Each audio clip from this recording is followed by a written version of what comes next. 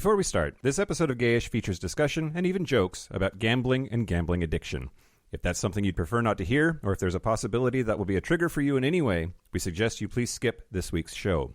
If you or anyone you know suffers from problem gambling, contact the National Council on Problem Gambling at 1-800-522-4700 or at ncpgambling.org. And now, enjoy Gayish. When you know that you are queer, but your favorite drink is beer, that's Gayish. You can bottom without stopping, but you can't stand going shopping, that's Gayish. Oh, Gayish, you're probably Gayish. Well, life's just too short for narrow stereotypes, so it's Gayish. We're also Gayish. It's Gayish with Mike and Kyle. Hello, everyone in the podcast universe. This is Gayish. The podcast that knows what's up in its... the podcast that loves... whose top is different. I don't have anything, Mike. I don't have anything this time. Oh, the podcast that knows what's up in its butt. That's what I thought you were going to say. I mean, I did. I just thought words would come out of my mouth, and I was going to roll with it if it felt good. But that didn't. It felt weird. But here we are, and I don't know what to do about it. I'm Mike Johnson. I'm Kyle Gitz. We're here to bridge the gap between sexuality and actuality. And today, what's up in my butt? I'm gonna bet that your butt is empty. I don't know. Do you want to shake on that? How much money are you willing to put on that? And who has to verify? Independently. Is this why we hired a production assistant? Verify contents of butts. God, I wish that was my job. Hi, everyone. Hi. Welcome to Gayest. We're going to talk about gambling. We're going to talk about gambling. As requested by Super McDuper. That's not his name. Tipsy McStumbles. My mouth did that. Tipsy McStumbles. Tipsy McStumbles, yeah. Thanks, Tipsy. Thanks. But first, here's the news. Shut your mouth hole. It's time for your ear holes. News. Okay. First, Cuba. So congratulations to the country of Cuba, which successfully, via referendum, legalized gay marriage. They did a whole bunch of stuff that is now widely considered to be the most liberal and progressive set of policies about queer issues in general in all of Latin America. They focused on, most of the media around this focused on the fact that they now have marriage equality, but it covered a whole bunch of things like in a package of measures. So rights for adoption are included, and including, I thought I saw on a list, trans healthcare because Cuba has nationalized healthcare. Basically, Cuba is the best in all of Latin America now for like queer stuff, which is really interesting because I think that we as Americans have this idea that Cuba is this just like authoritarian, horrible, not fun place to be, and that like people live in fear, etc., which like a lot of that is true. It is really a oppressive regime when it comes to like access to information and things that can be in the press. Yeah, for instance, Senator Marco Rubio, how do we feel about him?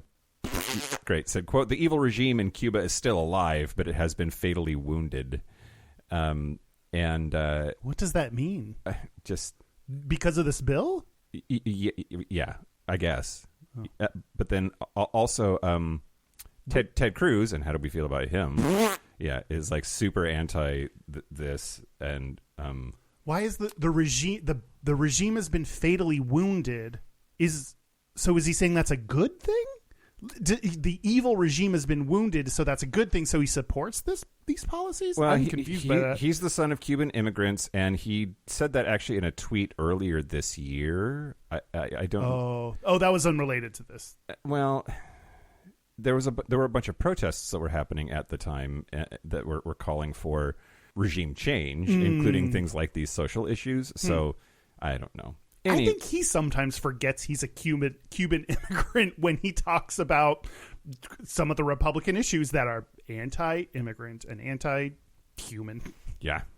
Anti-human. Mm-hmm. That's the Republican platform. Well, and me sometimes. when I'm really hungover. Yeah. My anti-human stance is like sit at home, and theirs is like take away rights from people.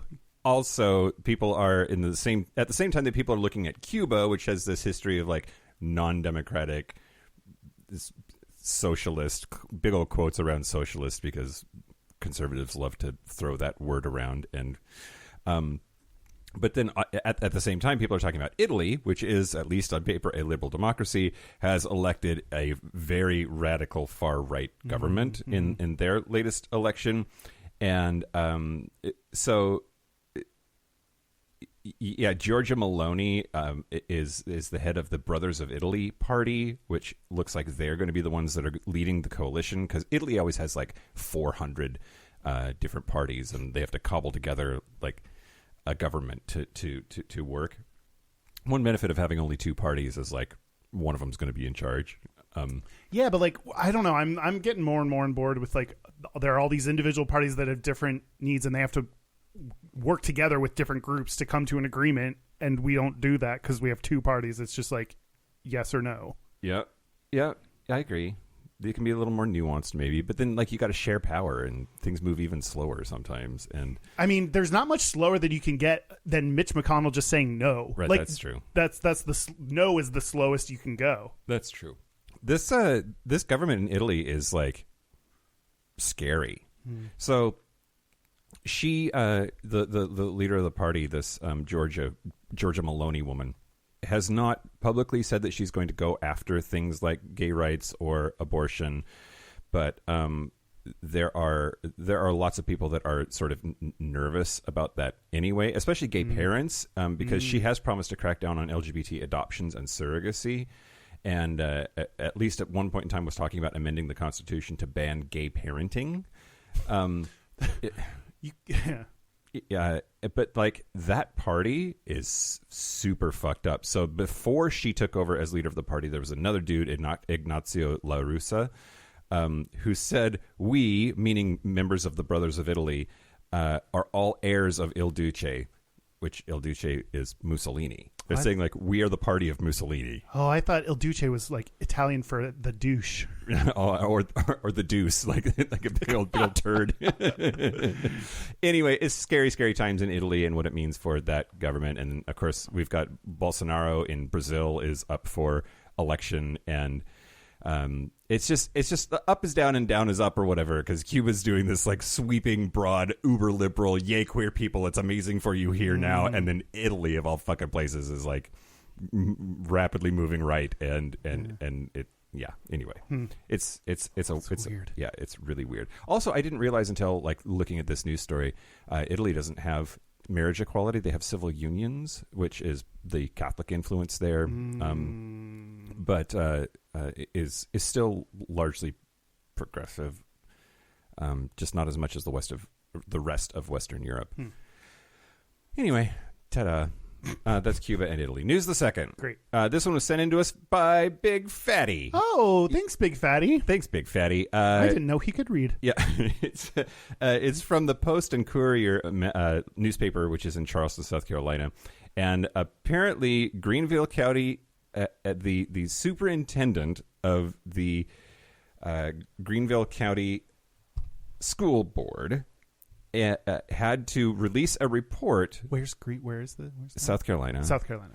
Had to release a report to officially counter allegations that students are identifying as cats and that the school district is accommodating them. So there were two women at a meeting a public meeting, claimed without evidence that students were identifying as cats, and the school district was putting out litter boxes and allowing them to meow in response to teachers' questions. The allegations are similar to ones that have surfaced in a national anti-trans social media rumor. All right, the idea is that you can't let kids self-identify, and if we're taking it too far, and if they want to identify as cats, then we've got to pander to that. That somehow turned into like a belief that was actually fucking happening in this school district. Yeah, quote, "I never imagined that I would have to deliver this kind of superintendent's report," Royster said. "The kinds of things that have circulated on social media and that we have read about are absolutely not the kinds of things happening in our schools." If this is another fake viral thing by Anthony and JVN to sell their fucking like cat litter thing, I actually would be pretty impressed. Didn't see that coming. I would be super impressed as well. Like, good work, y'all. Yeah, such roundabout. Yeah. Actually, we don't know that Anthony doesn't shit in the box. Hasn't confirm or deny, Anthony. We're calling on you now. Yeah. Until we hear otherwise. Some reports have said students are wearing cat collars or ears to class, meowing or hissing at teachers and classmates. Superintendent Royster said that generally, if students wear something or act in a disruptive way, it's dealt with. Parents, please think twice before sharing rumors you see on social media. I mean, are you not allowed to wear cat ears? Like that doesn't mean that they now believe they're cats, but like I could imagine people wearing collars or wearing cat ears, or like if someone's homophobic, like doing weird shit, like hissing at them. Like I could see some of that stuff. I mean, but people, that doesn't mean people are like losing their shit over like so many like just rumors, like barely any sort of substance to it whatsoever. Like it could be like your Hello Kitty backpack means that you identify as a cat and like you're going to be ostracized and punished. I mean, based on what I wear, I identify as trash. So I don't. Hopefully, that's not how we're basing things. There's neopronouns, or we should do an entire episode on neopronouns because it's interesting. I've seen a lot on Reddit of people posting mostly, I will never respect neopronouns. I haven't seen people using neopronouns actively trying to I've only seen people proactively saying, I don't respect pronouns. So there are different pronouns than the common ones, or even the less common, like Z, Zim. Like there are some more uncommon ones that I still know about, but there are even more uncommon ones, or like, anyway, there's a whole thing there that we should explore. So there's like, that I don't know as much about. But I don't know that using neopronouns means someone like actually thinks they're like whatever noun that is being used in it. You know, like that's not like, oh, now like I am a cat and you must treat me as such. Like that's not what's happening. Right. And it's a horrible message to trans people who are actually trans, who are working through their identity and need support and help, that we're equating it to pretend play as animals. Like it just seems like the kind of story that Republicans fucking love to just like grasp onto, and a thing that's not happening. Like, I mean, they don't care if it's actually happening or not. Like this thing will be something that we'll see, like Marjorie, what the fuck is her name? Marjorie Taylor Greene. Yeah, like I can't. I'm just gonna like. They're definitely gonna see a tweet from her about this like soon. You know, like it's just. Yep. Well, thanks, Big Fatty. Oh yeah, thanks. That's. Didn't he send like a picture of a paper? Yeah, like he cut out the paper, the newspaper article, took a picture of it, and sent us the picture. Sure. You know, it's great. Yeah. It worked. Creative use of technology, I guess. Yeah. News the last. So Atlanta City Council member Liliana Bakhtiari, who is the first queer Muslim to hold elected office in Georgia, announced last week that she is in a loving relationship with her two partners. She has come out as non-monogamous. Damn, that's some intersectional identities we got there. Yeah, absolutely. Do we know the gender of the partners? Well, and also, so I think, I'm going to hope, fingers crossed, that Pink News got it right, as she uses she, they pronouns, because it also, they is the pronoun here for this person in like half the article. Bakhtiari explained that they've been with their partner Chris Brown for 10 years before Sarah Al-Kayal joined the relationship in 2020. The three life partners decided to come out to the world as they soon plan to begin building a family together. Bakhtiari told NBC that the partners are openly showing their relationship and are proud of it as they work to break down stigmas about non-monogamy. Quote, "It should be destigmatized," they said. "It's a very valid familial structure that people should embrace." Bakhtiari is also the first non-binary council member of a major U.S. city. Said it's been difficult to hide the relationship from the world, but they wanted to come out on their terms instead of a political opponent outing them before they were ready. Quote, "This is the sort of thing that a political opponent or someone who has some axe to grind might pick up on and twist around and turn into something negative, and we want to claim it up front and say that this is the best thing about our life." Bakhtiari explained that she met Brown at a bar in 2012 and was open about being non-monogamous from the beginning of their relationship. Yeah, like, intersectionality is just so cool. I feel like anyone who is non-monogamous has to do this thing where they explain like ethical non-monogamy is a phrase because people have to be like, no, just because I'm not monogamous doesn't mean I'm cheating. Like I feel like you have to go like they're in a loving relationship and like they were upfront about it, like all that stuff. If you just see like a straight cis husband and wife, you don't have to be like, you fucking anyone else? This like, how did you meet? Do you love each other? Are you like, there's so much justification that has to go into explaining and teaching people that these relationships are valid, loving, ethical, organic, Yep. Bacteria also said they knew that coming out as non-monogamous might affect their political careers. Their term ends in January of 2026, but they're happy to finally be open to the public about their happy and healthy relationship. Quote, if people don't want to reelect me because I'm in love with two wonderful people and in a happy and healthy relationship that is possibly the greatest thing that's ever happened to me, then I'm good. I love that. Yeah. That's awesome. Yep, that's the news. I don't hear news stories about this kind of representation, about non-monogamous representation. Yeah, it's pretty wacky, right? That's awesome. Yeah. Well, speaking of people we are in a non-monogamous relationship with, Sure. in a way, if you think about it, thank you to the following Patreon members: Northern Loon. Okay. I'm going to guess that's that your drag name? Yeah, that's probably not their name. And Yannick Michaud. One of those ways. If you want to support us, get bonus segments, episodes. We just recently, last month's bonus episode was about flirting, as requested by multiple people. So I liked that episode. And so we have full episodes that happen on our Patreon feed. Go to patreon.com/Gayish podcast. Do it. Another episode that was requested, Tipsy McStumbles, friend of the show. It does not always sound like legit. I can just say that about anyone. Hot boy from Florida, Tipsy McStumbles. Gambling. So, okay. I think we should bet on something for this episode, but I don't know what. Like, during the course of this episode, something. I don't know what that is. What can we bet on? Okay, so in the Patreon segment, I'm going to talk about the Monty Hall problem, and I'm going to bet that you get it right. Oh, okay, sure. Wait. Oh, I'm betting. So I bet against me? That sounds about right. I'm going to talk to my therapist about this later. But sure, I could bet against myself. Okay. What do you want to bet? A cocktail? Oh, okay. A cocktail. Sure. Okay. Sure. I was gonna say, like, if whoever loses has to top. Like, I don't know what when two bottoms get together, they play like rock paper scissors to be like, what's the top? I mean, I was gonna say, find me a dick. That's okay. No, period. Yeah. Okay, actually, you should just do that for me anyway. Anyway, okay. Do you want to go? Let's talk about gambling, yeah? Gambling. Okay. I do want to talk briefly about the history of gambling. Sure. But it turns out that we've been gambling.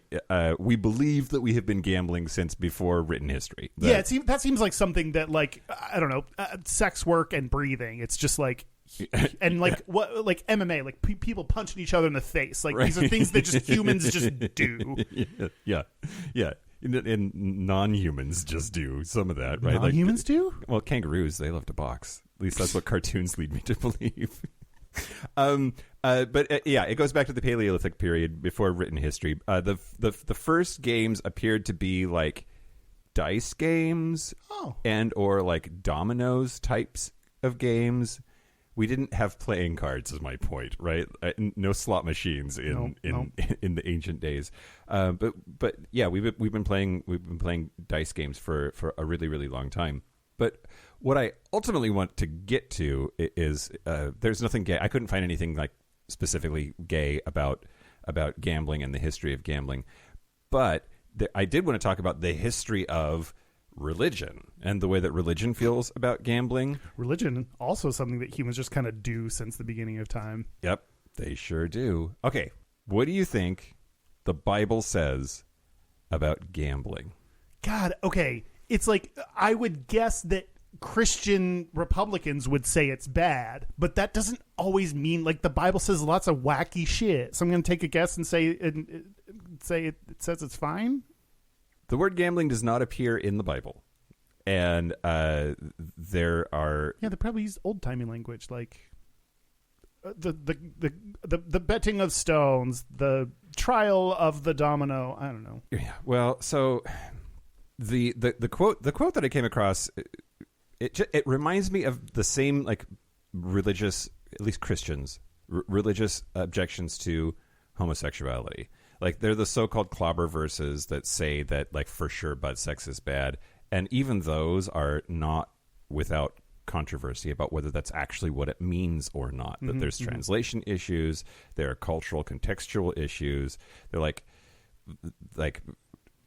temple rape or whatever is not the same thing as a relationship between two consenting adults. There's you have to sort of oversimplify the whole thing and then stretch what the Bible says to consider it to be a lock. And I found temple rape. Yeah, that's one of the things that like one of the verbs, I forget which one it's in, like the New Testament, I think. One of the verbs that gets used to say like don't have butt sex, like just butt sex might be what was meant, but it's more likely that it refers to these sexual rituals that occurred in a religious context, and that's what's being said is not okay. Gotcha. I don't know. It's never heard that phrase before. Temple, yeah, it's a lot. And I'm glossing over a shitload of stuff. Don't at me, everybody, or do. I like learning this kind of stuff. Okay, so this I'm going to read this sentence from this article. They use that word loosely, but Oak Grove Church of Christ has this article. Oh, what does Oak Grove Church think? So but listen to this sentence, and then in your head also replace gambling with gay stuff, right? Does the Bible condemn gambling? Yes.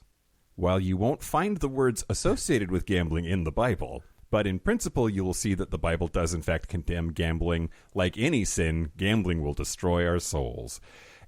And can we count how many like logical fallacies there are in that horse shit that I just read? The article does say sometimes people will ask, where does the Bible condemn gambling? And their response is that word gambling is not found in the Bible. You will not find that word, but like many sins, you will not find thou shalt not smoke marijuana. It is nonetheless, like other sins, it is condemned in principle. Okay. That like if we're starting to talk about marijuana during this gambling discussion, then yeah, I'm out. You got nothing. Right. Yeah. They have. So then they go through all of the biblical evidence that they could find that they are compiling, and it's just flat not fucking in there at all, because there are 8 principles found in the Bible that condemn gambling. Gambling is a violation of faithful stewardship, because like what we own belongs to God, and therefore if you're giving it away, that it's against God to spend your own money. I don't know. It's like number 2, gambling ignores the law of love. There's always a winner and a loser. Gambling is stealing by deception. They just go on and on and on, but none of it is like, hey, the Bible says don't gamble. Here it is. Here's the chapter and verse. It's like, here are all of these like adjacent things that lead us to understand that gambling is a sin, and it infuriates me, because it's not really in there, but we know, wink wink. It is the way that they prohibit so much of human activity, and just shut up. Just stop being so fucking goddamn stupid, you assholes. Have you guys, Christians, have you thought about being less stupid? Advice from Mike that I'm just repeating. Mike is the one that said that, not me. Email him. Not me this time. Mike hates you. It's purely our cultural beliefs at this present time say this about gambling, that it's bad, that there's a winner and loser, that it's, I don't know, illegal or whatever. And they are saying, and the Bible says not to do some of these things, and so ergo it's just like gay. Like, we're using our current cultural standards and saying that it violates principles of love or finance or whatever the Bible says, and that's the step, the human interpretation, or the bringing your current cultural norms to this is where you could make up there are verses that you could say, God says to love, and so I would say that anti-trans bills are anti-Christian because God says to love people. I think marijuana is probably, I think, that God, I think, likes nature. I don't know that. I would assume he just likes nature and shit that's natural, and there's Yeah. The circular reasoning of the sin of gambling is bad. The Bible doesn't say that gambling is a sin, but we know it's a sin because of other things that are therefore the sin of gambling is bad. That's begging the question. That's the definition of begging the question. You can't state the conclusion as part of the premise. It really sucks. So the Catholic Church, which at least for the longest time said it was okay to be gay, just don't act on it. They have a weird, sort of wishy-washy position on gambling. The Catholic Church holds the position that there is no moral impediment to gambling as long as it is fair. Everyone has a reasonable chance of winning. There is no fraud involved, and the parties involved do not have actual knowledge of the outcome of the bet unless they have disclosed it. I mean, no gambling is fair. Completely fair. The house always wins. That's the entire purpose of it. So I guess you could bet then individually with you and your friends or something. Yeah. That's true. And then there are also the following conditions. The gambler can afford to lose the bet, stops when their limit is reached, and the motivation is entertainment and not personal gain leading to the love of money. That's good advice. That. Yeah, That's I agree. Smart. It's weirdly balanced, Catholic Church. Yeah. Well, I mean, they can't be totally against gambling because the entire point of Christianity is taking a bet that there's an afterlife and there's a God. Pascal's wager. Might as well, right? Yeah. Pascal also loved triangles, I think. Oh yeah. Looking at other religions, apparently the Hindus were all about the gambling. They fucking loved it. They have poems about gambling. The ancient Jewish authorities frowned on gambling, and apparently professional gamblers couldn't testify in court sometimes. Wow. Because they were morally corrupt or suspect. Christians, we talked about Christians, it's mostly Protestants and evangelical folks. The Catholics are more or less on board. That's why you see nuns at casinos pretty regularly. And then Islam, gambling is haram, sinful or forbidden. Which, there's just gambling is bad, and so is gay shit. But we don't really know why. Yeah. I mean, I don't know. It's I do think being gay informs other things of let people do what they want as long as some of the conditions, as long as they're of age to make that decision, as long as they don't harm people, as long as they're not harming themselves in doing that. I don't know. I think there are a lot of principles that hopefully extend beyond it's very different that gay is an identity versus and it's not an action. And so we have to be careful equating those, or at least remember those differences. But by being gay, by having an identity that's marginalized, the realization that society can treat groups of people that don't deserve it like shit hopefully then extends to other areas that make you question all the things that are assumed to be a sin. Because gambling, I would societally say either people think it's bad or are neutral towards it. I don't think anyone really celebrates gambling or love. That's not how society. And it seems like religion's the same way. So yeah. It's interesting how I was trying to make the connection in my head of how casinos is sort of like bars and brothels. There's this association with being the seedy underbelly of society, and that's until fairly recently that was just where gay people had to go to hang out. And we sort of had to, but also had permission to, in part because we're already outside on the margins. So what's one more thing that society disagrees with? Yeah, you mean hanging out at bars, right? Right. Not casinos. Okay. Not casinos. Well, maybe casinos. Maybe casinos. But then also there are a lot of religious things about not getting addicted, which I know you're going to talk about addiction, but that's the vice. Gambling, it might be okay to gamble until you get hooked, and then it's the fact that you're hooked that's bad. And there's that sucks if religion's no, I don't think people try or want to get addicted to shit, including gambling. Right. So if religion shits on you for getting addicted, it's like, well, the sin of being addicted to something, I don't want to do this. Like, right. I don't want to be addicted to something. I want to do it and have fun. And that's shitty to place judgment on things that are outside of your control. Yeah. And feeling shame about things doesn't help improve your situation. That doesn't make you less addicted to it. That's right. like, addiction feels like something that happens to you that then if you get treated poorly or someone says you're sinning, you're like, well, okay, cool. You fixed it, you know? Right. Yeah. Yeah, okay, so I'm going to talk about gambling disorders. Great. Okay. Gambling disorders affect 1% of Americans and affects a higher percentage of young people than adults. It is... Like you grow out of it? I don't know. Why maybe young people are more like reckless, or maybe young people have more like kind of social. I don't know why. They don't know that they have a future, so YOLO. YOLO culture, man. Just take your paycheck and put it all on black on the roulette table. I mean, less financially responsible. That seems to be in line with all these young cat YOLOs. Yep.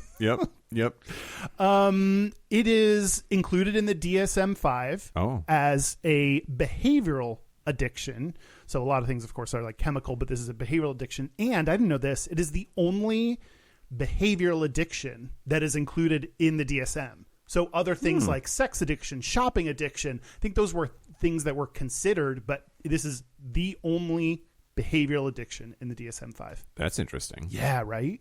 Like, I wonder why. And all of those things, like behavioral addiction, that feels like a weird euphemism for, like, where am I going with this? Like, dopamine is a thing, and things give you dopamine hits, and you can get addicted to those. So it is chemical. You're just not ingesting a substance. Like, but why is that different if it still affects your fucking brain? Yeah. Anyway. Like, I forget which one. It might have been sex addiction. There was one, at least, that they considered and didn't have enough evidence. It seems like behavioral addiction is a growing area that we realize, just because it's not a ingested chemical, there's still, like you're talking about, there's still physical sensations and things that negatively affect your life that need to be treated seriously. So jizzing feels good, and sometimes you jizz too much and you have a problem.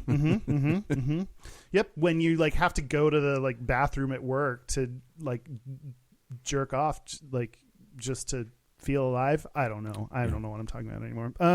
You need 4 or more of the following to happen over a 12-month period for it to be considered gambling disorder. Oh, I'm so nervous. Okay. Why are you worried? No, I don't think I do, but I know some people who might. Go ahead. Ooh, listen up.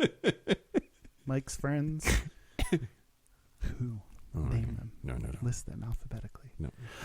Tolerance. So needing to gamble with progressively more money to achieve the same desired level of excitement. Well, how are you going to win it all back if you don't do that? No, it's like... that's one for sure. Chasing losses is one. Following a gambling loss, further gambling to try to recover your losses. Withdrawal, so feeling restless or irritable after cutting back or trying to stop. Repeatedly trying to stop and not being successful. Preoccupation with gambling, so thinking about it, planning it, ruminating on it. Self-soothing and medication mood with gambling.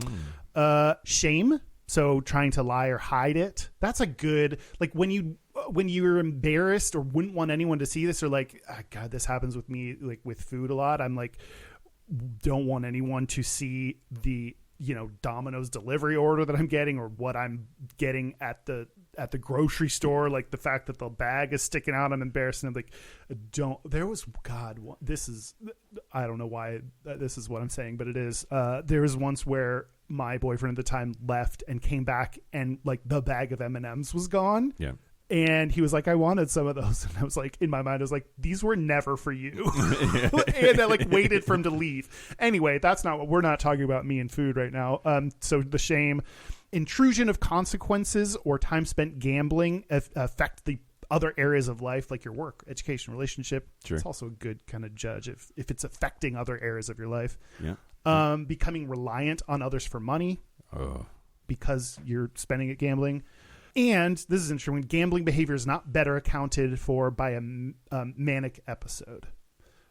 Oh, that's interesting. Okay. Yeah. So if you're experiencing mania, then the gambling doesn't count. Yes. Okay, yes. great. Do whatever the fuck you want on Mania. No, I experience, I don't know, I'm like some version of bipolar 2, and I don't know what it is, but I mean, it might just be that. But like, my guess is the point here is if you just are like, look at the behaviors, you might miss the root cause of hypomania or mania that is explaining it. So it's, you actually need to be treated for bipolar versus, I don't know what other symptom things. I just know this one that causes mania, but like there are other things that could explain it that is not about the gambling. It's about you are in a period of mania and that makes you take more risks overall. Yeah, sure. Okay. So that's gambling disorder, and the question is, do LGBT people experience it more often than non-LGBT? Drum roll, please. Take a bet, Mike. Yes or no? Yes. Unknown. I did not give you the answer choice that I was counting on. This was not a fair wager. No. Religion would not approve. Yeah, Catholic Church is after you now. Yep. The Pope might as well have another reason for the Pope to dislike me. Right. So I looked through, like, there are things, I listened to a podcast, I read a thing you sent me, and there are studies that say it does affect LGBT people more. There are a couple smaller studies that, have maybe 100-ish people that found that 20% of gamblers were LGBT, over gamblers were LGBT. So that number you may hear come up. But I looked at the Gambling Education Network, which is a UK-based charity that seemed to have, to me, the most extensive kind of review of studies on gambling issues. I actually looked for like studies on gambling, just not problem gambling, just gambling in general, and everything that you search for in gambling comes up with like problem gambling, which we talked about this on the flirting episode with some of the studies, that it's interesting that the thing you study, like gambling, I mean, we think of it as a negative thing in society, like we talked about. And so the studies are on the gambling disorder. I would be interested to understand non-problem gambling, or I don't know, maybe that could help understand things that lead to problem gambling, something. But like, I don't know, maybe those studies are out there, but everything, like all the results were all for problem gambling. Anyway, some studies said that straight men gambled more than gay men. This is all from the Gambling Education Network. It also said that studies on women or lesbians were hard to find. Sometimes we get into like, you have gay and lesbian studies, maybe bisexual people are included, but this is one where like we don't know what's going on with gay men, cis gay men even, much less information on women or lesbians. The biggest study was that did say sexual minority groups are at higher risk. It was a study of 23,000 collegiate athletes that found that LGB people were at a greater risk of gambling addiction. So,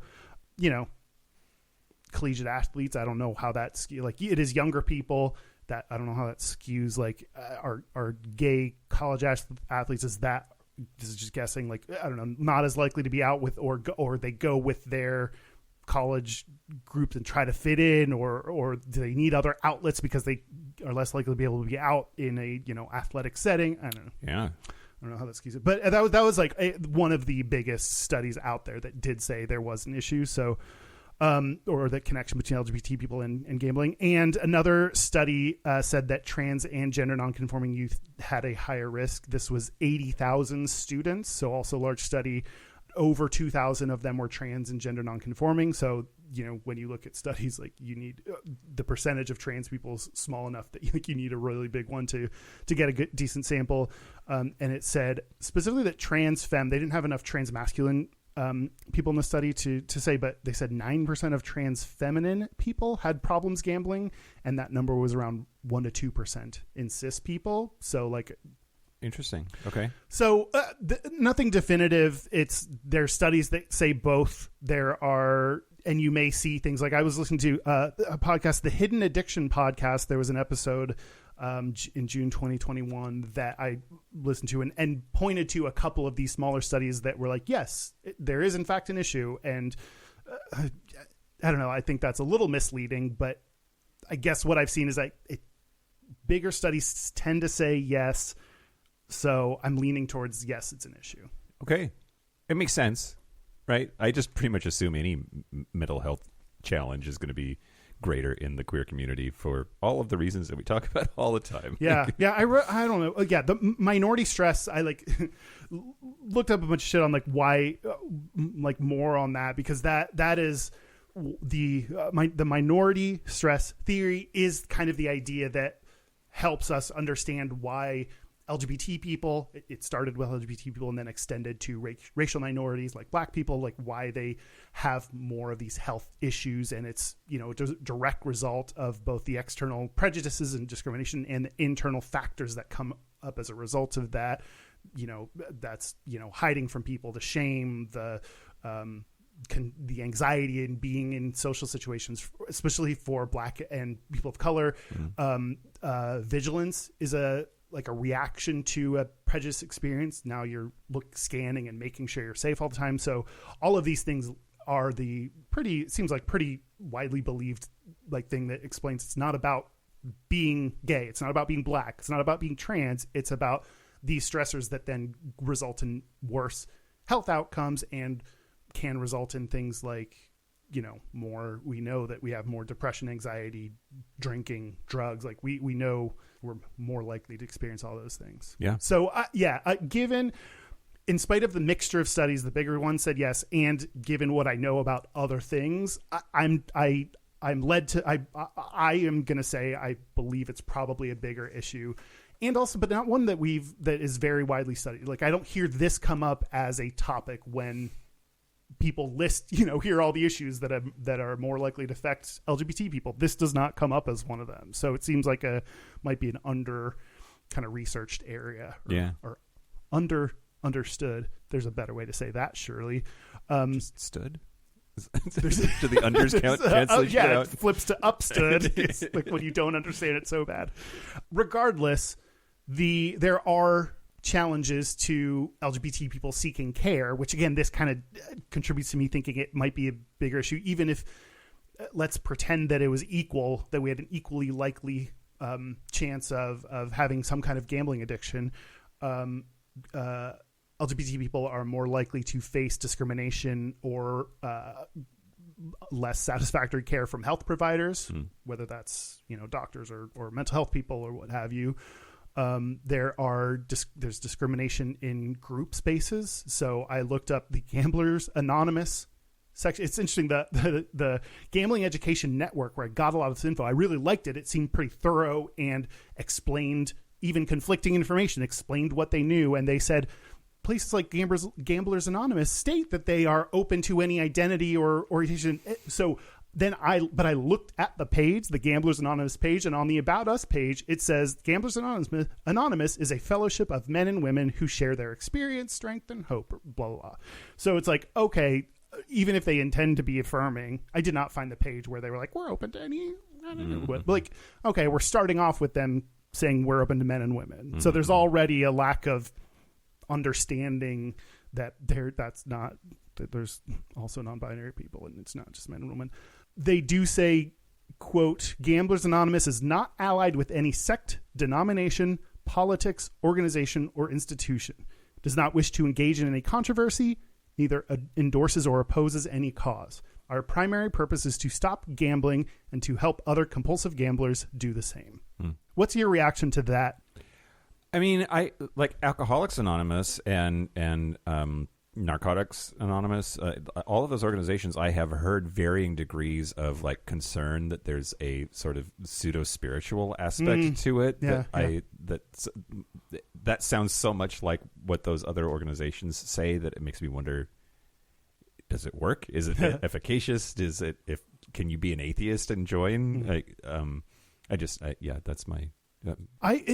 It's one of those things that seems good on paper initially, but to say that you are neutral about any cause or whatever then would make me believe that you are not going to stand up for or defend the people that are most vulnerable, like LGBT people or black people. It seems like they would be like, we're not going to say Black Lives Matter because we're neutral and open to anyone. Anyone who's like, we don't want to engage in any controversy. And it's like, I don't know, that seems like something I would hear like, moderate Democrats say about like, well, I don't want to get into this, or it's not about race, or it's not about this. And it's like, oh, wait, are you just not willing to stand up for, sure, like, is just saying Black Lives Matter, is that engaging in a controversy? I don't know. That I get a that those lines give me bad vibes. But sure. I don't know for sure. Yeah, I see that. I didn't pick up on it when you were reading it, but I anyone who's like, oh, I'm neutral about these issues is like, oh, that's not great. Yeah. you should have a position. Yeah, I just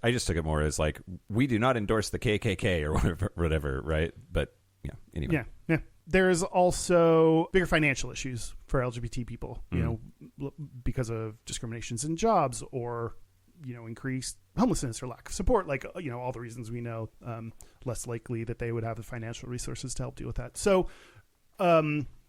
yeah, after all that, suspicion is probably a bigger issue for LGBT people.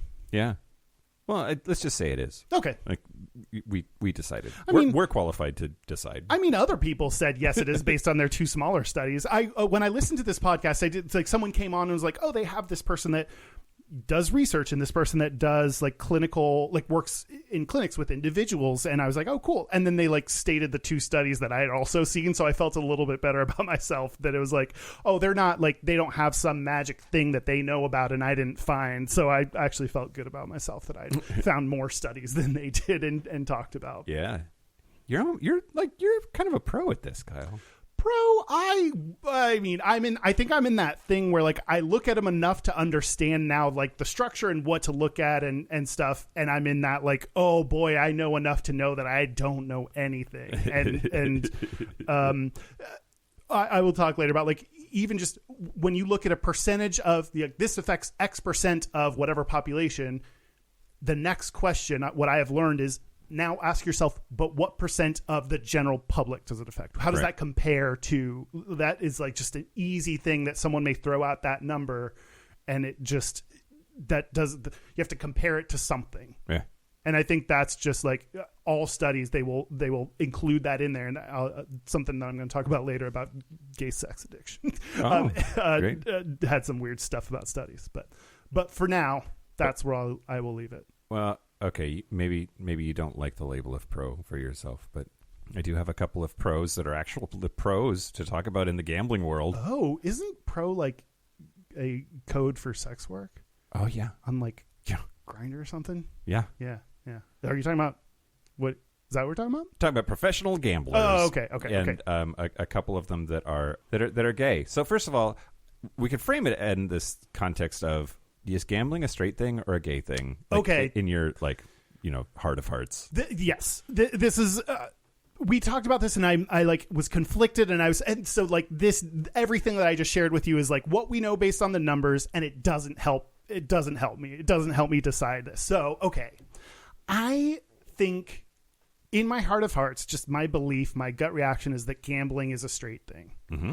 I think of dude poker players. I think of boys' nights where they all get together and they're like, play their game. In the notable TV show Friends, yeah, sure, the Friends, the titular Friends got together and played poker and like taught the women how to play poker. Right. And any like, gays and women are always in the same stereotypical clump of like, you got to teach them how to do this poker thing. Yeah. What do you? Yeah, I think it's a straight thing as well. And that's an unfortunate association with masculinity. Like, yeah. I think of it as being a thing that dudes do. Yeah. And even like my dad and my two brothers and I, like, we occasionally will go somewhere together, and it's so that we can gamble. Like it just further reinforces this. It's a masculine thing that you do. It's bros. You go bro out of the casino. Yes. And yeah, you'd go to like strip clubs and casino like with your dudes. Yeah. So I think it's only anecdotal, but the World Series of Poker, as near as I can tell, has exactly one out gay dude in all the years that it's happened. there's just one out gay dude, and he's actually super successful at it, which is interesting. I was going to ask if he was rich and cute, but I'll settle for just rich. Am I in love with him? He looks like that. Oh, I would date him. I would let him put his thick money inside my put that hole. Yeah, put that fat stack of chips right in my hole. Okay. I'll be your slot machine. Jason Somerville is his name, and he is rich. Apparently, he, as of 2013, had already won a public $5 million. Damn. Just from playing poker. Wow. So, quote, I just found a passion for poker, the game, the psychology of the game, the math and logic too. I'm really focused on not just succeeding in poker, but continuing to prove myself as one of the elite players in poker. To do that, it's something that requires a lot of work. I have a lot of ambitions in poker. People pretty much judge you by how many World Series of Poker bracelets you have. I'm lucky to have one. Ha. He is poker's first openly gay male professional competitor.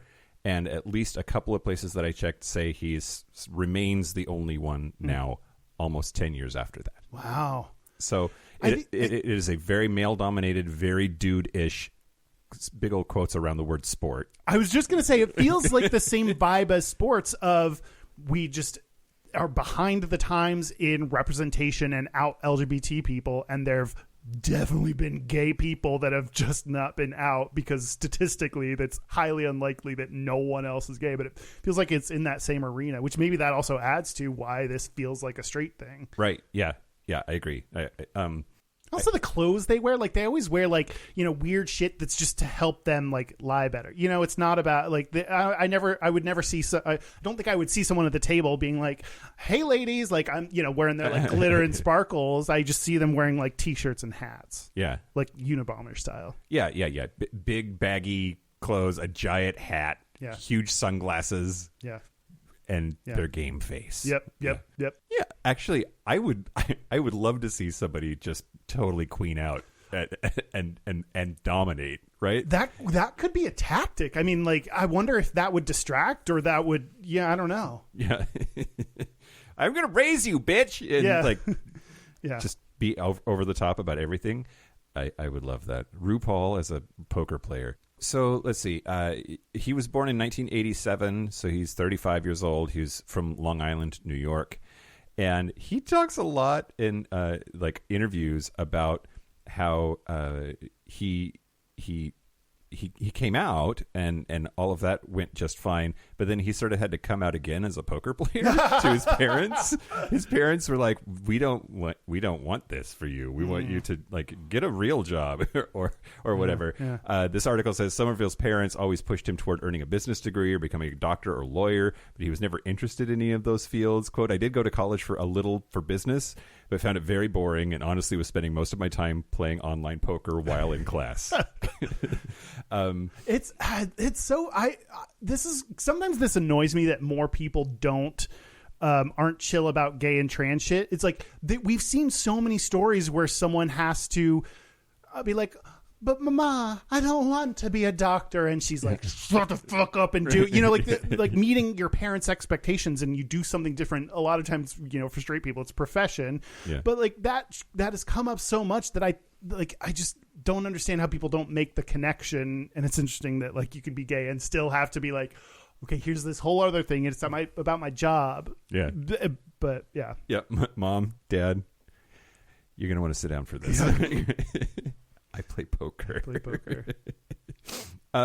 Yeah. So he said that coming out day was perhaps the best day of my life. Oh, wait, the poker coming out? No, as gay. The gay one. Okay, yeah. That seems a little harder. But yeah, I mean, basically, once he started making money, like lots and lots of money, then his parents were on board. Right? Oh, right, yeah. Hey, accept me. Look at all this money. Then they're like, oh.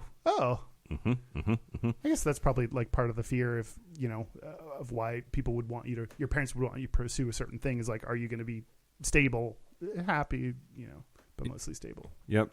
Apparently in 2015, he moved to Toronto because he couldn't play online poker in the United States anymore because it became illegal. So he's like, fuck this, I'm out. I'll be in Canada making my money. Yeah. Which is pretty cool. Yeah. Anyway, yeah. So Perez Hilton and The Advocate have talked about him and like support him. He's an interesting dude. I want to talk about another interesting dude. Wait, is he single? Yeah, I think he is. Oh, hi. HMU. What's up? Slide into my DMs. Slide into my DM. Give me a full house. That's what have you played like Texas Hold'em, World Series of Poker style? I have rarely, and I'm not great at poker. Yeah. I don't know why. I like it. I don't know. I'm not. I Great think at that's it. probably not true because you're very good at lots of random things. Oh. And games and dudeish sports are like always up in there. Okay. So maybe I just have never. Anytime I've played poker, I've just never won. Well, it's also one that's stressful because you got to lie and pretend. My avenue for lying is always acting like I don't know what's going on when I really do, and like revealing fake information to people that then they think I accidentally revealed because I don't know what's going on when really I did that on purpose. Like that's my usual tactic when playing any kind of game or lying kind of thing. Works real well because people believe it. I don't know what that says about me. Yeah, you but sell it. I do. I do sell it. I've been acting my whole life. Okay, I also want to talk to you about Brian Christopher, who is the most popular YouTuber that covers slot machines. Huh. Yeah. So I didn't realize that biggest slot YouTuber was a category that one could, rise to the top of. At this point, we got to have, there's surely a category for anything. He has 318 million views on his channel as of 2022. And yeah, apparently there's a YouTuber called Slot Lady, and he's better than even she is. I just don't know how much is there to talk about for slots. It seems like they're kind of all like the same idea, just in different little, like some have lemons and some have like tiger faces. Yep. I clearly this is not an area of my understanding or expertise. There's also a whole I haven't watched his channel, so I don't know.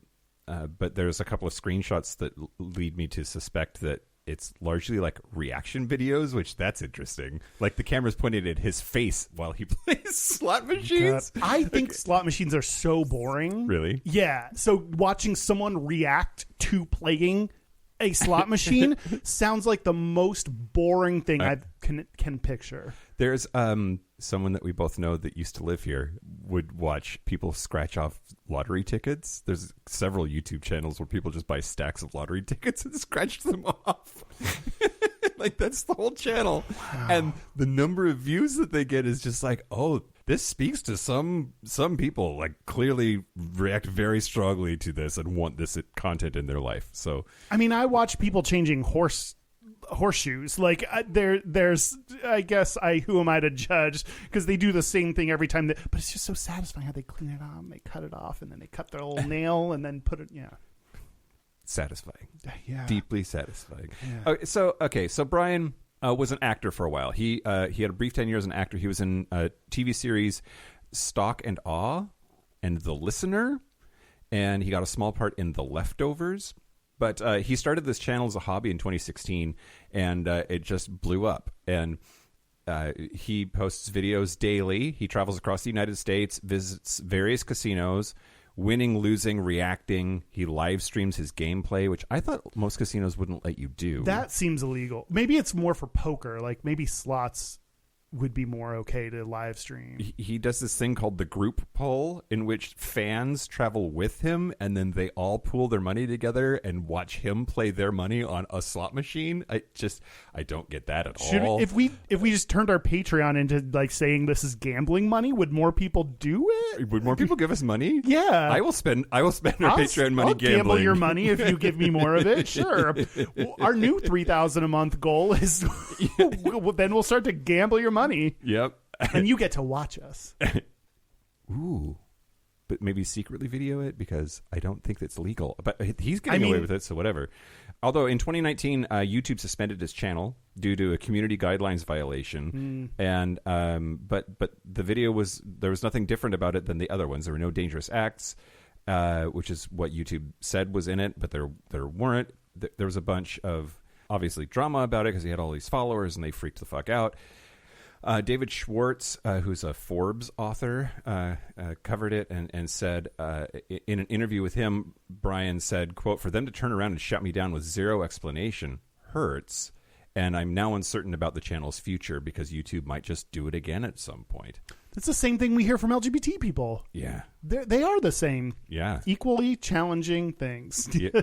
But that's what like LGBT people face on YouTube, especially, is like being shut down. They're having to do their own test to be like, no, this is legitimately only because I am trans, and it's nothing. Like there's nothing else. Yeah. Yep. Yeah. Fucking YouTube. God, there are like interesting parallels between gambling and gay shit. It's weird, right? Yeah. His official fan club are called Rudy's, which I don't know why. It's my dad's favorite movie. Brian Christopher, his name has nothing to do with that. Why are you called Rudy's? I want to know. Do you, though? Yeah. Well, unlike the other dude, Jason, Brian here is undoubtedly one of the most famous openly gay men in the gambling industry. He's been happily married for over 10 years and has been in a relationship with his spouse for over 15.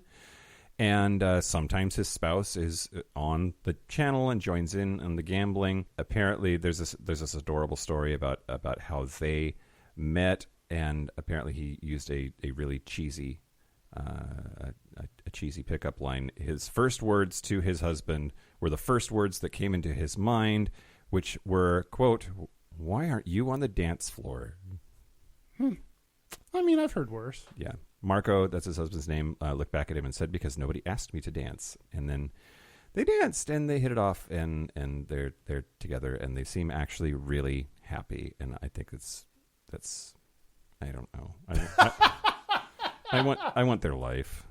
You want to be happy for them, but you just can't be. Well, I'm feeling the resistance. They're happy and they're gay and they travel all over hell just playing fucking slot machines for a goddamn living. That's ridiculous. Yeah. How does that happen? Yeah. Meanwhile, we're slogging it out with Patreon, Kyle. What are we fucking doing with our lives? I don't know. Yeah. Anyway, those are a couple of arguably the two most famous gay dudes in the gambling industry. So that's like, especially to have a YouTube in an industry that is non-supportive and have the channel to. It is both very useful to have people that are promoting, activists, talking about LGBT issues, but to have that just be the, like, this is not about me and my husband, that we're talking about gambling, and here's my husband and he shows up sometimes, and that just be just a non-issue part of it, not what the discussion is about. That seems very useful. Yeah. Yeah.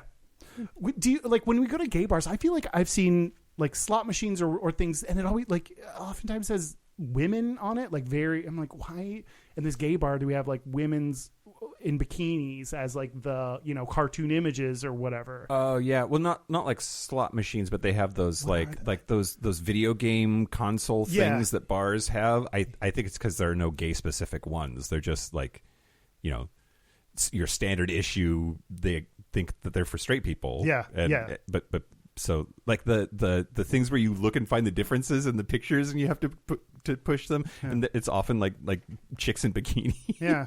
Like, I've seen those in bars, and I don't know if this is a gay bar specific thing, but like, what is it? Pull tabs. Pull tabs. Yeah. You got me that for the very first time recently at like Mad Pub, I think. Like, yeah. I had never done that before. Yeah. Madison Pub has pull tabs behind the bar. I think it's the only gay bar that does. I could be wrong about that. In Seattle, I mean.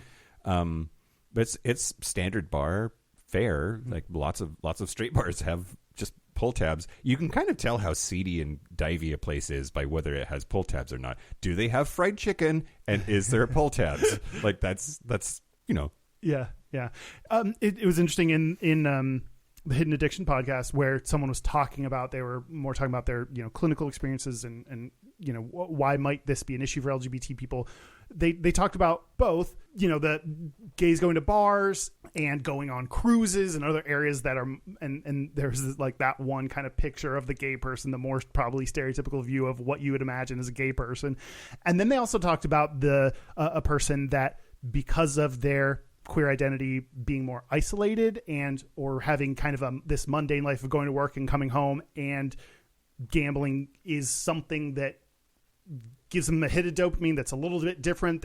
And that to me was interesting because it was less like, oh yeah, gays are out drunk at bars and, you know, out on cruises and going crazy with their friends, and more like just a kind of bored gay person that might be isolated because they're gay and not have as many connections, but it's not that they're living a wild lifestyle. They're just kind of like that to me kind of broke the assumptions of gay people and stereotypes. And I didn't like the idea of that person having gambling addiction, but I like that, like reminding or thinking about their other views of this that are not, you know, just wild drunk gays. Yeah. Right. Yeah. Okay. The last thing I'm going to tell you about. Sure. Hit me. Is a news story from 2012. Great. The news story said Parkinson's patient wins lawsuit over gay sex addiction. Okay. There's a lot to process there. Okay. Let's get into it. Yeah. Okay. The news story I read was ABC News article by Katie Moisey and Diedler. There's no L. Didier. I don't know. Jambal. He's from France. I can't. Sorry, French. And he's 52. At least at the time of this, he was for Parkinson's. Was taking the drug Requip. Like other similar drugs that of this type, it relieves symptoms of Parkinson's, which shaking, I feel like, is the one you see, but stiffness, slowness, balance issues by activating dopamine receptors. Yeah. And I don't know. This dude claimed that he lost 82,000 euros gambling. He was demoted at work. He became addicted to gay sex and risky sexual encounters. Great. Okay. And this is This sounds like a lot of fun. I know that that's not where you're going with this, but like, let me read the next two things as if on cue. Great. I don't brace yourself or Sure. skip ahead a few minutes if you need to, if you're worried. He also says he was raped and he was attempted suicide 8 times. Oh God. Okay. So Less fun now. a little less fun. Yeah. Agreed. So in this challenge that this drug caused these things, he won. Oh. And was awarded almost 200,000 euros in damages. Wow. Okay. His wife accompanied him at the ruling. Okay. Which I was surprised when the article said that word. Yeah. Right. about this. Yeah. Apparently, I mean, if they're French, then like maybe there's more down with shit. Oh yeah. His French, his super chill French wife. Yeah. Who was like probably beautiful, and you know they did whatever they wanted anyway. Apparently, he's not the only one. Other people have sued because of their reaction to this kind of drug, and it is an issue. Apparently, one study said that, okay, this is what I was like referencing earlier. There was a study that the article pointed to, and I clicked on the study, and it was they like referenced the wrong study that did not have the same numbers they had, which was like, so they referenced the wrong thing. And they said 17% in one study, 17% of people who take this kind of medication exhibit impulse control disorder. But then when you look at when you ignore the link they actually had and find the real study that was being referenced, 7% of people who were not taking this medication had impulse control disorder. Like, so of this group, it's like, yes, that is much bigger. Also, it's not 17% versus 0%. It's Sure. 17% compared to 7%. Sure. Okay. The study they actually linked to said 7% of people experienced impulse control disorder. So studies. Yeah. Boy, that came up a lot when doing this. Anyway, in 2005, after he had already been taking the medication, the company that he sued added these kinds of risks to their medication. But sounds like what? May cause gambling, butt sex. May cause lots of gay shit. That's the part that it sucks. I didn't realize this clearly seems like a real issue, a potential side effect of taking this kind of medication. Yeah. And you're treating Parkinson's to have any kind of relief from those symptoms. It seems like it's worth taking some big risks to. Yeah. And people were saying like the risk of these is relatively low. So like, but did it cause his gay sex? Is Right, my, yeah. you know, I don't want to downplay the other symptoms and that was real, but and gambling makes sense. That risky behavior, impulse control disorder because of this. Did the medication make him gay? Yeah, I mean, it's a great question. Because there's also, does prison make you gay? Right? Like and it's not that simple either. Like, I doubt very much that there's a pill that you could give somebody and make them gay, or like I would be roofying a lot of celebrities. but like what? Jesus Christ. So the question is, was there some latent homosexuality in there that then, like, the sex addiction let that out, or is it dudes are kind of slutty and like he wanted to get his nut on, and like it's easier to do that with dudes, so like it wasn't for him, but he still went there anyway because of access. Yeah, I think a lot about straight guys having gay sex, and not like it's not. But I think about, like, there are a lot of people that think that your behavior defines your identity, and so I very much believe in that's not true. And maybe some people that like have sex with other men are just gay and can't admit it, or are bi or pan and not admitting it. Yeah. But there is some percentage of people, I think, that are just like, you know what? Getting your dick sucked feels good. Yeah, like, yeah. You know what? It feels, and even though I'm not attracted to you, this human, like, this is a good feeling. So I think there's a chance that, like you're saying, like maybe it's just like, I don't know. And maybe with impulse control, it's like, maybe that would up the chances of it being like anyone, like, just right. I want to feel good, and it's easier for me to have. I just think that's probably like the more rare person. No, you know. Yeah, maybe. Yeah, it's interesting. Yeah. Well, that's a story about gambling and gay sex, and caused by drugs. Great.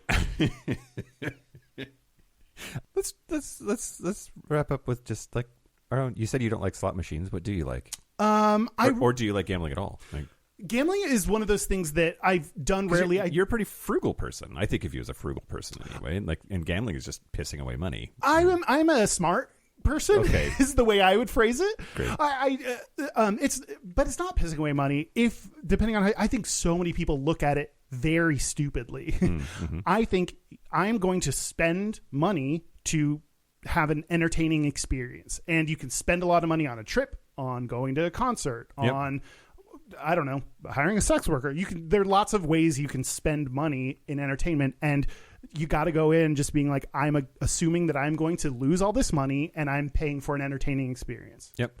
I think I do. Not a lot of people view it like that, and I think it's risky and silly. And but I don't know. So I also think defining the amount that you're going to go into it spending, no matter what that is, and not going back for more. Which I say all of this. I say, and I've done these things, so it's not. You know, I'm only a little better than you, not totally better than you, you know. But it's all money that I've had to lose. And yeah, I think slot machines are boring. I'm too scared to sit down at any kind of table. If I did, it would probably be blackjack, because that I can feel like I have a decent guess and could play it and have fun playing it, and, you know, would know when I'm taking a risk, and you know, it'd be fun. And we also in preparation for your birthday one year, like, you taught everyone how to play the cum game. Craps. Yeah. Yep. The cum game. You know, it's right there. It's so big. Yeah. Yep. It just has a big cum on it. Multiple big cums. So many big cums on it. Yeah. And so for some reason I identify with that. Yeah, sure. So I have fun doing it. I'm, you know, other things like my anxiety around messing up or not knowing what I'm doing can maybe prevent me, which I appreciated, the, like, you know, both the social, like, preparation and, like, the knowledge going into it. I actually, for one birthday, it was like my 30th birthday or something, 32nd, I don't know, something, was like, I want us to all go gambling. And we went there, and I, like, got drunk, gambled, smoked a cigar. Like, I stayed up late, spent the night there. Yeah. You're straightest forever, maybe. Yeah. So yeah, it's a rare thing, but I enjoy it. What about you? I mean, I like to gamble. I also think of myself in the same vein that you just described of like, I go in with a budget and I just consider that money is gone. Yeah. And then if I end up leaving with money more than zero, great. Yeah. You know? And I have won before, and it's always fun. As far as like games, I play a lot of craps. I used to play more craps than I have lately. Lately, it's been Pai-Gow Poker, which I like the pace of that game, and you get to touch the cards and move them around, so it feels more active than like other kinds of games. I also like craps for the same reason, right? Like you're moving chips around and throwing stuff, and like then you get to like handle the dice. There's something more physical to it than a lot of other games that seem to be just like you sit there and the dealer turns shit over and like you find your fate. Right? I think that's what stuff I don't like slots and the wheel. Yeah, roulette. No, the wheel. Baccarat. Nope. Oh. Roulette. Okay. It's called the wheel. Okay. Pat Zajac hosts the wheel Great. on your local gambling floor. Like those, just I'm just gonna like guess a random thing and then it's yes or no and that's the end of it. I like something. I know that everything. It's the house always wins, but like. But something that feels like I'm making some decisions or get to be involved, not just, hey, we're going to do this random chance thing. Yep. Like when I see, that's why I think it's so boring to play slots. Like I just see someone pulling something, they see if they won or not. They oftentimes don't even understand what. I asked someone once, like, what do you need to get? And she's like, I don't know. Yeah. I was like, okay, yeah, that's it's cool. Like there's animation and there's lights flashing and they're playing a happy song. You're like, fuck yeah, I'm amazing, but I don't know why. Yeah, I did though. Like someone, the most recent time I went was with our favorite fag sag, Doug and Kovac, and a group of his friends, and one of the women there wanted to do slots. She loves slots. So I just like sat down with her. I got like some small amount, like $20. And it was something I won. And so I was up, like it was something I stopped immediately. Cause I was like, it'd be fun to leave gambling knowing I was up. Like how often do you leave saying like, oh, I made, 200% of my money. And I was like, oh, I'm going to leave just so I have like, I once got this percentage, and I forget what percentage that was, so it was like pretty useless that I did that, but I just thought it was fun to stop and be like, I'm up. Yeah, for sure. It does feel good to be able to say that. Yeah. And there's also this weird, like, you forget all the times that you've lost money. Yeah, there are so many fallacies that like statistics is like uses gambling and a lot of gambling things as cases where people's like incorrect beliefs or just like what you assume happens is just not true. Like that their streaks, people are like, oh well, it's I've lost a whole bunch, so my luck has to be coming back around. Like that's not how that works. Yeah. If you flip a coin and it gets heads one time, it's not more likely to be tails the next time. It's the odds stay the same every single time, and that's like one of the things that we learned in statistics. And Yep, absolutely. Remember you said that. There's another weird parallel that I'm thinking of just now is like my gut instinct on this is that if I lose a bunch, I have to start winning, or if I win a bunch, then I might start losing. Like there are these gut beliefs that we have, and they're wrong. Yep. And I don't know. It reminds me of gay shit because like the thing, just believing something or, oh, this just feels true. Yep. I think it's important to question that. And I think some of those things that are less pressure, less about a person's identity and more just like, this is a statistical thing that has an answer and your instinct is wrong. I think that's a useful example or a useful time to show people that just your gut isn't always right. Your instincts about things are right. Human nature. And plus what society trains you is not always right. Yep. Well, and I find myself when I'm gambling doing some of those things anyway. Like I absolutely rationally know streaks aren't a thing. Like you can look at the roulette wheel always has like the past results on it, which is brilliant because none of that affects at all what the next spin is. Yeah. It's been read 42 times in a row. It could be read again. In fact, there's a almost 50% chance that it's going to be read again. Yeah. That streak doesn't matter. That's not how fucking math works. And yet, I would walk up to that table and I would absolutely bet black. Same. And it's hard to break ourselves of those sort of just instinctual bullshit things, even when we know that they're wrong. So absolutely. I mean, doesn't that like?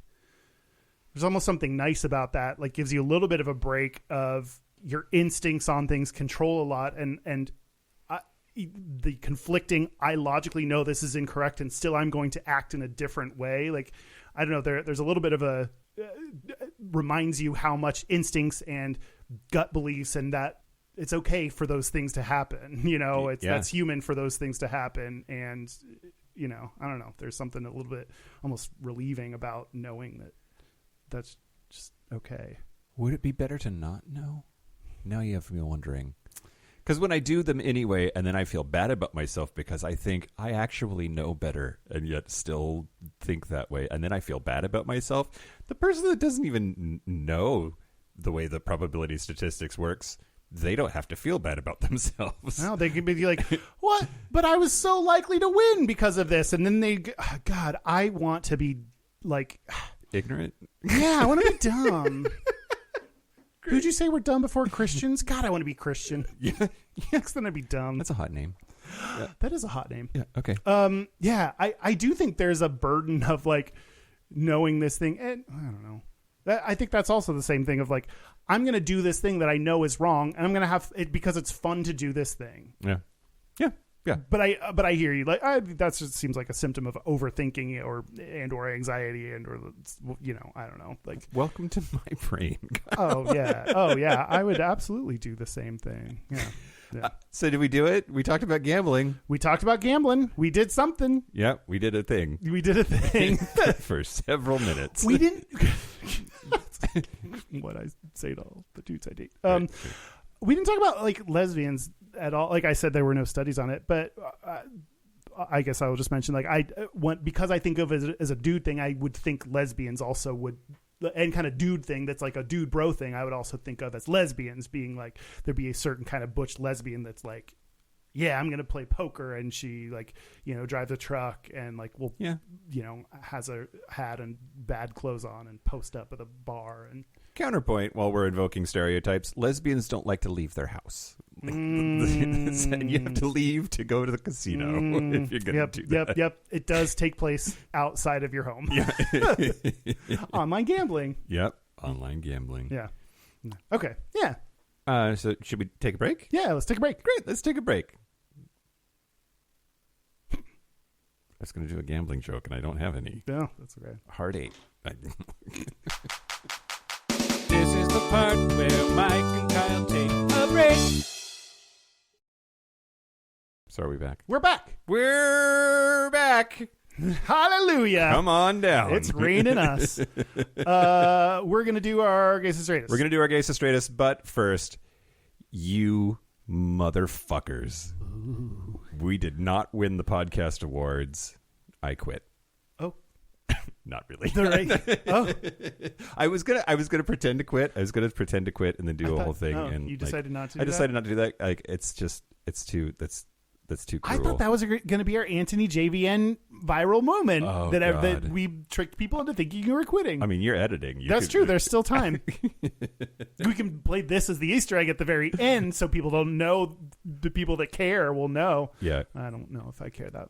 I don't either. Oh, okay. Anyway, yeah, we did not win, unfortunately, yet again. Derek and Romaine won, our nemesis, our arch rivals. Congratulations to Derek and Romaine you of the Derek and Romaine Network, sponsored by Derek and Romaine. Lesbian and her friend. Shit we say gets back to them. I'm sure they don't listen, but like we have enough listeners that like will like yeah. And I want to tell them, in all honesty, I despise you. Oh, that's great. Yeah. Okay. Our website is gayishpodcast. Wait. I thought you were also gonna. Okay. Yeah, I didn't know what order. Do it now. Okay, great. So, also, we are having a coming out party for National Coming Out Day. If you've always thought to yourself, "Hey, I'd like to come out, but I'm not quite ready to do it to like the whole world in my real life," come do it virtually with a group of super supportive people. Or if you've done it and maybe because you constantly have to come out, you still like just doing it once isn't enough. If you want, support and practice, if you want to come out to more people, yeah, like you said, in a supportive way. Yep, we want everyone to come to Happy Hour on National Coming Out Day. That is October the 11th. That's a Tuesday at 6 p.m. Pacific time. We will be putting a Zoom link out on all of our socials.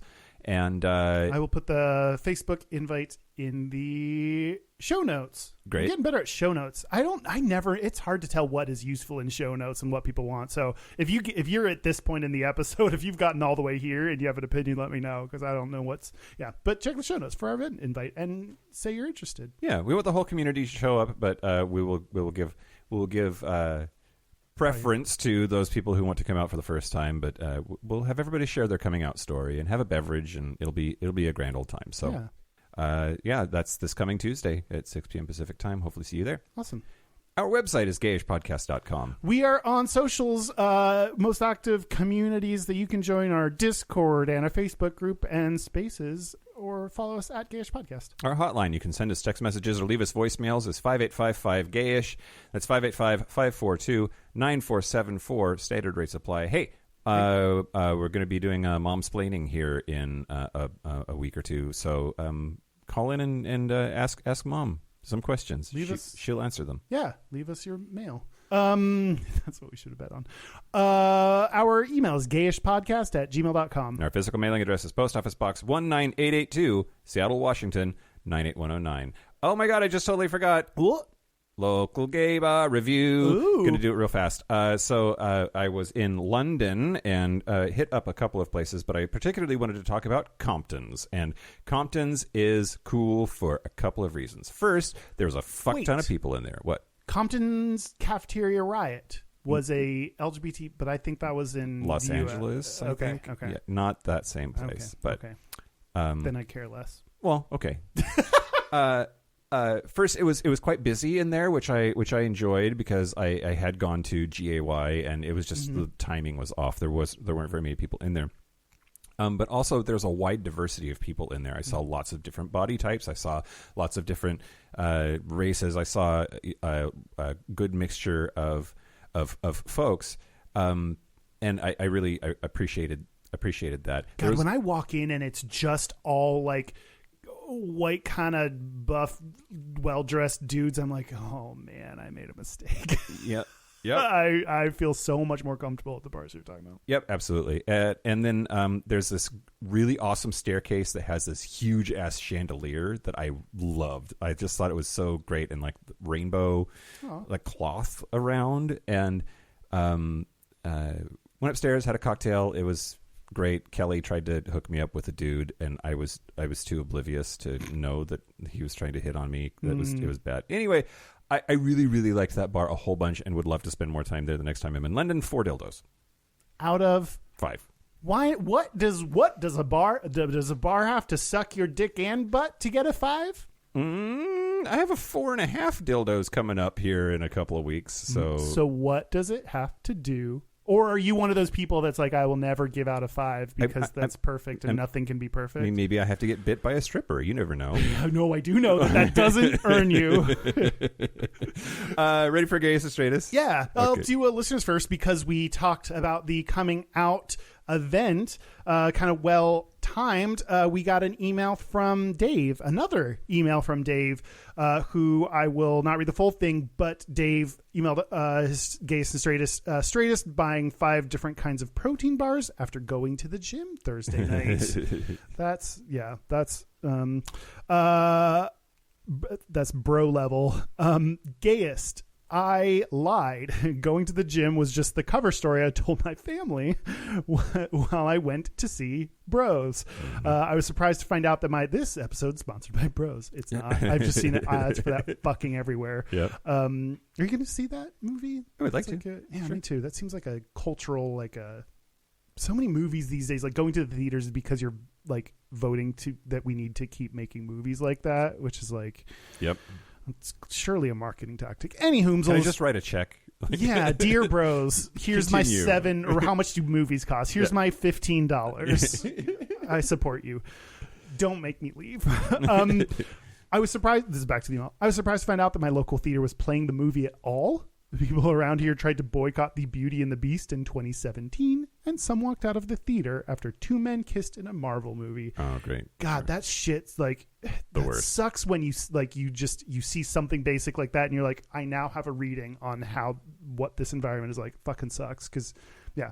I made sure to buy my ticket with no human contact whatsoever, lest anyone find out I was seeing a gay rom-com. Luckily, there was basically no one there. There were only 4 other people seeing bros, all ostensibly gay men. I was really nervous walking into the theater, but was so happy walking out. I couldn't stop smiling on my way home. The movie was so good. It gave me all the feels.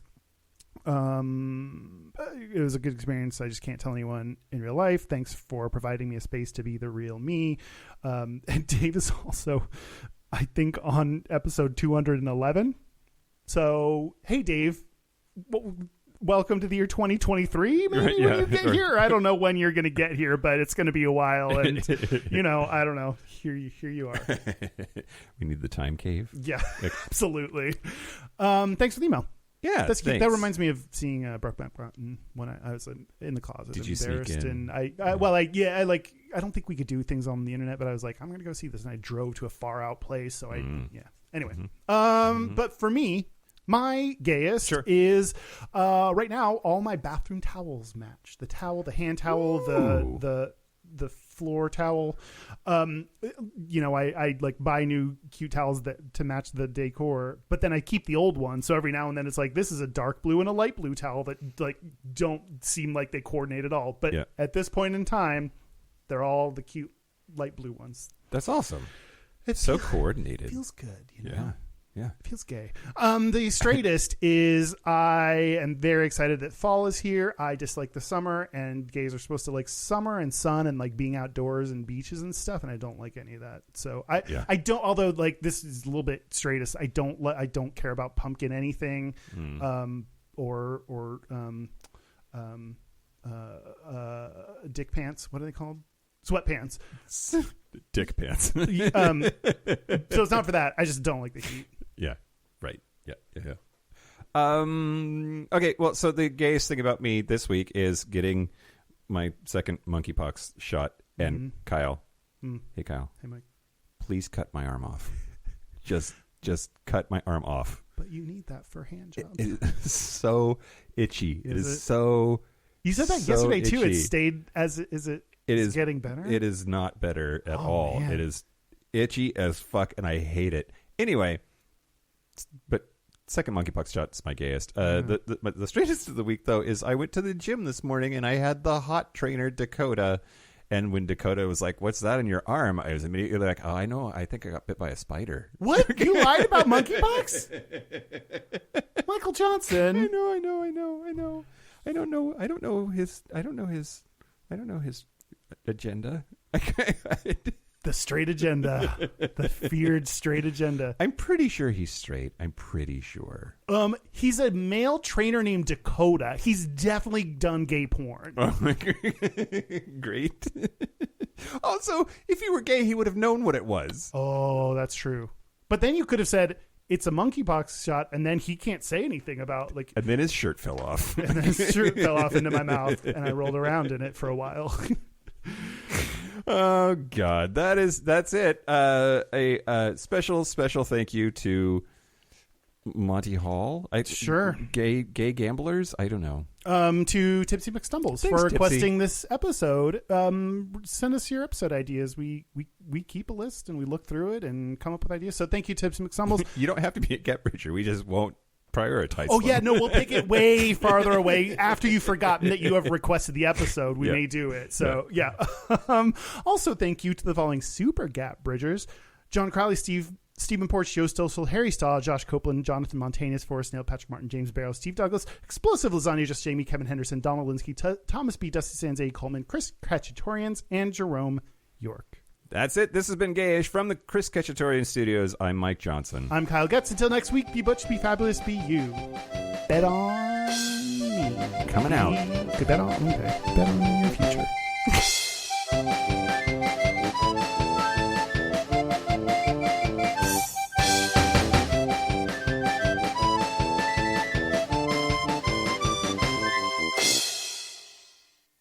Sexually obsessed with gambling. Like jackpot and just starts coming.